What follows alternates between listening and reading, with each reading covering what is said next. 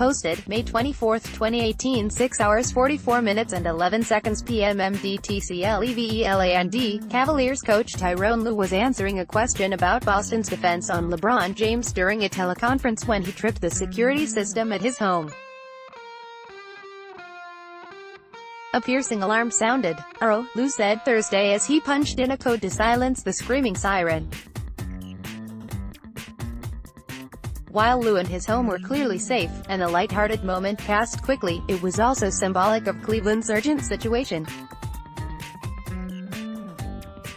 The Cavs are in a dangerous spot. Beaten for the third time in Boston in these home-sweet-home Eastern Conference Finals, Cleveland will face its second elimination game of the postseason on Friday night at Quicken Loans Arena. Game 6 is for everything. Except, of course, if there's a Game 7 on Sunday in Boston. Fueled by fueled-up Boston fans who must feel some sort of birthright to see their cherished team play in the finals, the youthful Celtics again showed zero fear or hesitation on their parquet floor on Wednesday night during a 96-83 win in Game 5 that was never in any doubt. Despite shooting only 36%, the Celtics improved to 10-0 at home in the playoffs as coach Brad Stevens changed his starting lineup, shortened his rotation to 7 and released waves of defenders at James, who looked worn down as he attempts to advance to the NBA Finals for the 8th consecutive year.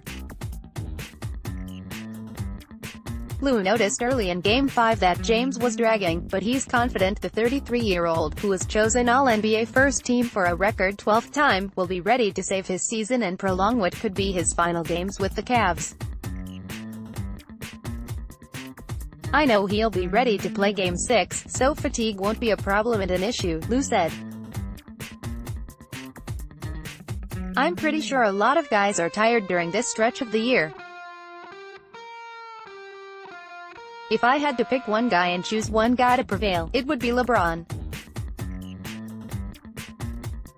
I know he'll be great come tomorrow." Stevens started center Aron Baynes for the first time in the series, and the move helped slow James, who had been crushing the Celtics when guard Terry Rozier switched on him. Rozier fronted James and got help from Baynes, the 6'10", 254-pound Australian who contributed 7 rebounds, 6 points and attitude. "We've got a lot of tough guys on our team," Stevens said. "But I think they all will tell you Baynes is one of the toughest we've all been around." Now, Stevens needs his team to show that same tenacity on the road, where Boston is just 1-6. The Cavs, on the other hand, are counting on James to rebound.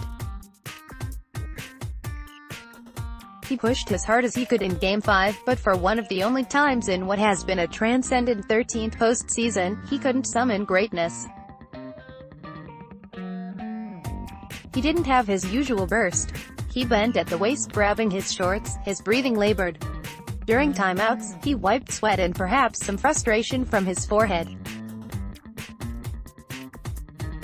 James is tired, for good reason. His teammates are draining him.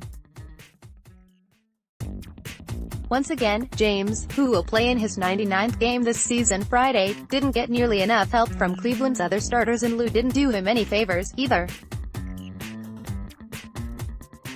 James had 26 points, 10 rebounds and 5 assists.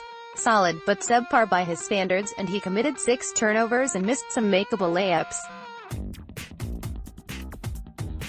James still managed to outscore the rest of Cleveland's starters, Kevin Love, Tristan Thompson, George Hill and J.R. Smith 26-24. Lue inexplicably left Kyle Korver off the floor for long stretches, and following the game he curiously explained that Stevens' rotation kind of threw us for a loop. Asked Thursday if he wished he had done anything differently, Lue bluntly said, "No, thankfully, he's got James, who has 6 40-point games and 2 buzzer beaters in these playoffs, to save the season. He's done it once already this spring, playing through cramps and scoring 45 points in a Game 7 win over Indiana. But he's played 9 games since, and gotten less and less rest as the playoffs have progressed. body has been forced to handle more than he imagined. James has been down 3-2 in the conference finals before. In 2012, he faced a Game 6 elimination in Boston and scored 45 points with 15 rebounds and 5 rebounds as Miami won. Now he's trying to keep this flawed Cavs team alive long enough for another trip to Boston. On Friday, James will take the floor with his future hanging in the air. His second stint with the Cavs could end this summer if he opts out of his $35.6 million contract for next season and leaves again as a free agent, a decision he can delay again with a win. But before he picks home or Philadelphia or Los Angeles or anywhere else, he's got at least one more game in Cleveland. Game 6. No question in my mind that he'll bounce back, Lue said.